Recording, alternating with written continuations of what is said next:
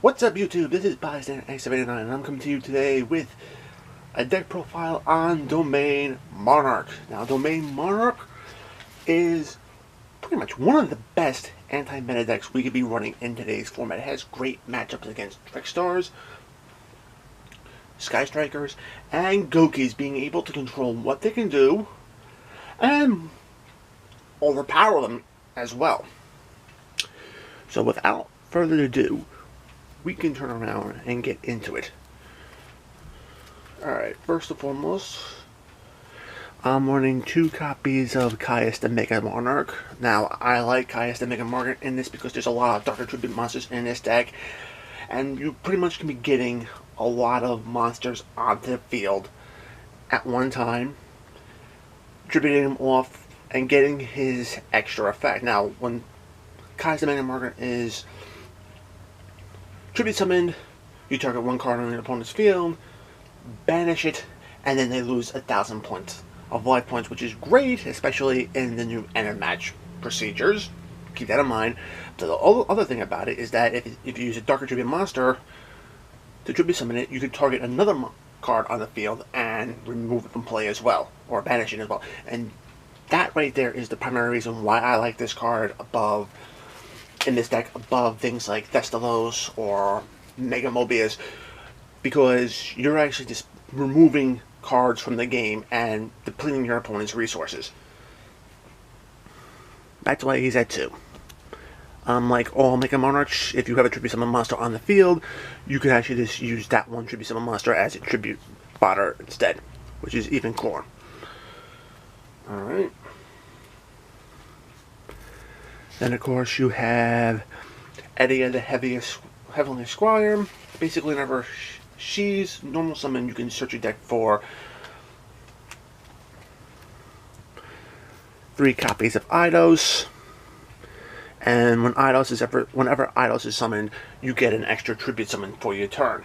Now, the thing about Edia is that when Edia is ever sent to the graveyard and you have cards, Monarch spell or traps banished, you could target one of those cards and add it right back to your hand. So she's very good at recycling stuff that was banished. And then Eidos,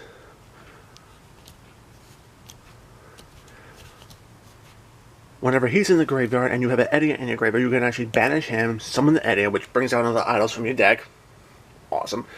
And then you can use that as tribute fodder as well. The thing about it is that whenever you do that, you can't special summon from your extra deck, but then again, we're not running an extra deck, so you don't have to worry about that. So those are those 2 cards. Of course, we have 3 copies of Erebus. Erebus is pretty much an awesome boss monster in this deck. Again, just like the Mega Monarch, you can tribute one Tribute Summon monster to get it onto the field. Send 2 Monarch spells or traps to your graveyard to bounce a card off your field, which is a great compulsory activation device effect. And then while he's in the graveyard, you can actually discard a Monarch spell and trap from your hand to basically return any Monarch monster that's in your graveyard back to your hand. So it does offer a lot of potential for recursion with your monsters. And of course, you have either the Heavenly Monarch, just like the Mega Monarchs, you can tribute one tribute summon monster to bring it out into the field. Cool thing about it is that if you have, during your opponent's main phase, you can banish a Monarch spell and trap from your graveyard, and you can actually then tribute summon her during their turns. Whenever she's tribute summoned, you can send 2 Monarch spell traps from the deck to your graveyard, and be able to special summon a Monarch monster from your deck to the field. Now, primarily what you're going to be doing is getting Karaz out of your deck onto the field in order to turn around and utilize his effect, because whenever Karaz is summoned, you can target up to 2 cards in the field, pop them, and then the player who loses the cards draws to replace them. So a lot of times you're going to be popping your own cards with it, probably one spell or trap that you don't need, and then itself to get 2 draws, which helps the consistency of this deck go really high.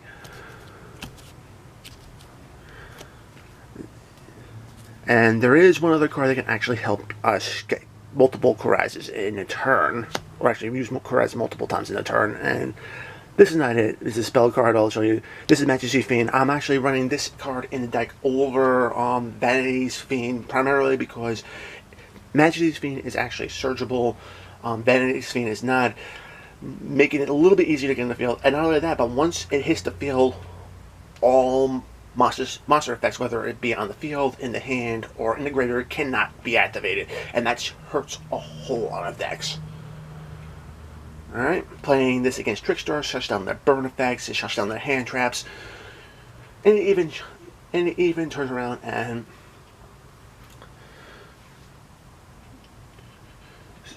shuts down Goukis with their unveiled effects and their graveyard effects.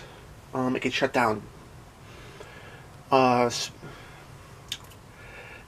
Sky Strikers. Yeah, they can't utilize their Link Monster effects to recur their cards or get more cards into their hand. They can turn around and use Raise effect in the graveyard if their Link Monsters are popped. I mean, this card is really great. It's pretty much you drop this card with something like Domain up and you pretty much won. Alright. Moving forward. Spell cards. We have 2 copies of Allure of Darkness. There's a lot of dark contributing monsters, so getting that +1, very important.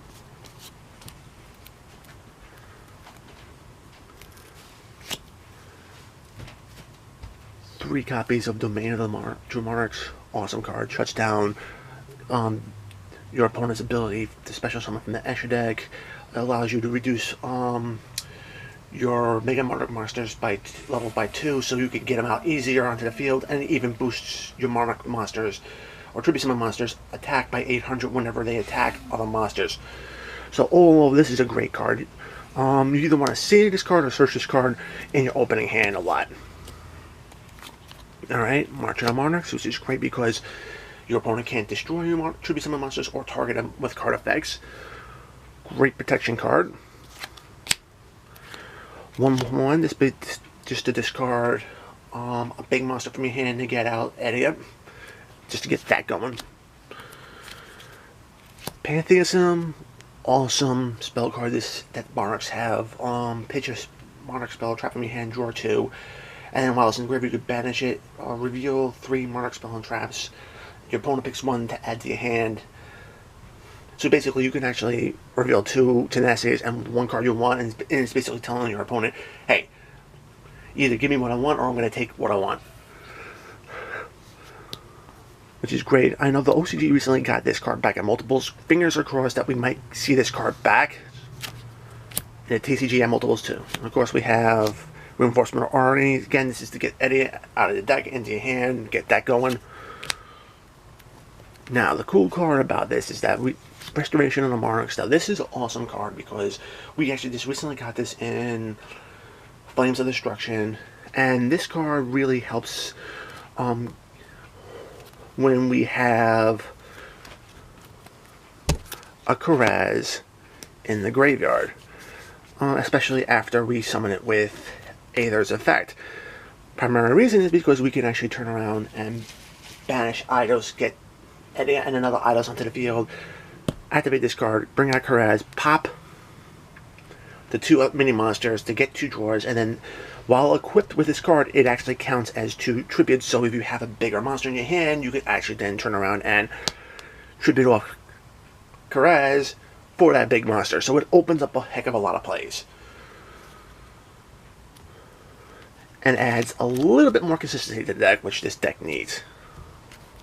Speaking of consistency, we want 2 copies of Return of Monarch. Whenever you tribute summon, you search your deck for a monster with 2800 attack and 1000 defense, or 2400 attack and 1000 defense, and add it to your hand.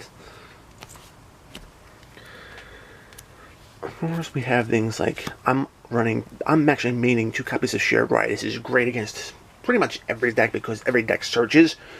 Chain it to a search effect, and then whenever they add a card from their deck to the hand, or even from the graveyard to the hand, you're drawing a card as well. So you effectively against Sky Strikers, this card is actually very good because you can just turn around and start building up your resources and be able to draw into the nuts you need to go off. This deck does have a lot of explosive plays.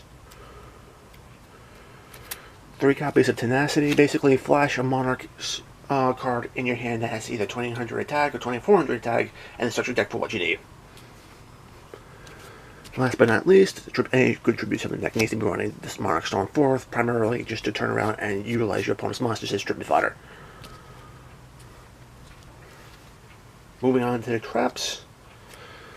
2 copies of Escalation. This card is very great, just to get monsters onto your field during your opponent's turn and utilizing their effects just to turn around and put your opponent at a disadvantage. Just imagine summoning out a Mega Caius with this and banishing your opponent's monsters or cards, and then hitting with 1000 points of damage, especially during time.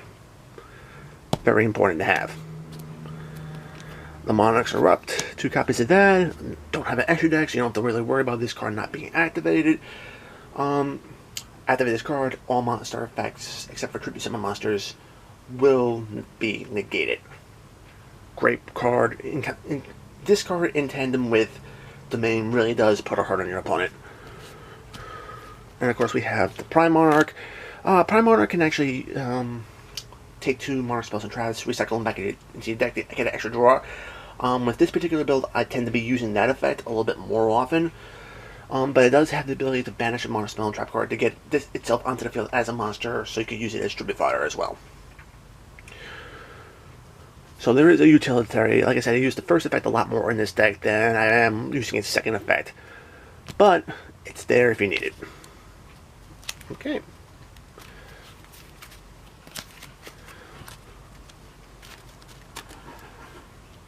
So guys, that is my Domain Monarch deck for the May 2018 format. If you like this deck, give it a thumbs up. If you want to see more content like this on my channel, hit the subscribe button, use the notification bell to be alerted whenever I throw up a new video on my channel. And guys, I'll be seeing you in the next video. Peace out.